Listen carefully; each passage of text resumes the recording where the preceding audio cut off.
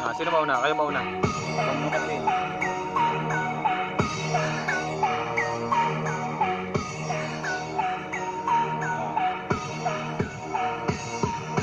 Sige, subukan mo lumaban ng malaman ng lahat. Nakikita mo lupit ko, tutupi kayong lahat. Mga kalaban ko, nasa akin di nakalamang. Maliit nga lang ako, pero ako'y pumapas lang. Sukat ng lakas ko, pare, kaya kong basahin. Galing ng utak ko, kaya ko na rin basagin nang ako makatana. Mas masira ng mga bote nang malaman nyo naman kung bakit ba kami solido. Pag ako ang bumabanat, kumaapo ang lakas. Para kang binabangungot na hindi mo na dinanas. Maluwag ang pantalon, parang kulang sa partible. Pinapatumba ko, lalo na si Air Terrible. Wala akong ano. Medyo ba? Yo. Come on. Na.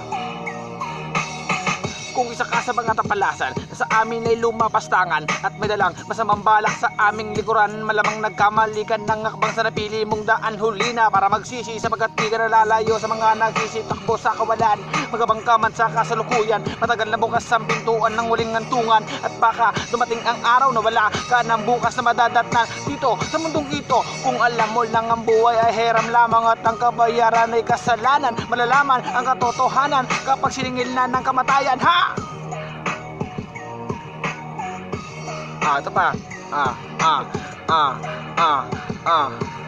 Panahon na para magsendahe. Ito na ang mawala sa mga di pa nadadala sa madalas na pagkadapa. Ngayon malalaman ng kaalaman na may kahibangan at ang kaibahan ko sa pakikipagtalastasan. Talasan mo ang panintikan bago makipagtalastasan. Pinalawa ko aking isipan, kaya kitang pahirapan. Gagawin kitang libangan, pagkatapos pagsawaan. Tinatapong ko nang wala pakundangan, dahil para sa akin ang kalaban. Kapag lumaban, pahihirapan kahit na walang kalaban-laban. Tandaan mo, hindi mo ako kaya para sa akin. Mapapahiya ka, marami nang sumubok, ngunit sila'y bigo. Natapos ang gulo, ako pa rin nakatayo.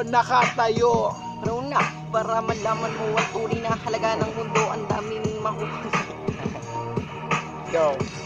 Tignan niyo po yung drawing ko. Yan, isa akong artist. Ito ang unang pahina ng aking tunay na buhay na minsan ay pinangarap ko na rin maging mahusay na gumawa ng awit at malalim na tula. Kahit na ako ay nilalait ng madla. Nilalait ng manda. May sasabihin lang ako sa mga ungas na nagmamatigas, ni wala namang palabas, lahat ng patalastas. Kasinungalingan lang, makinig ka sakin nang upang iyong malaman ng katotohanan. Kung kinang ina mo ka, dapat mong malaman kung ano ang nilalaman ng utak ko na puro malaman. Tama na. Stop na.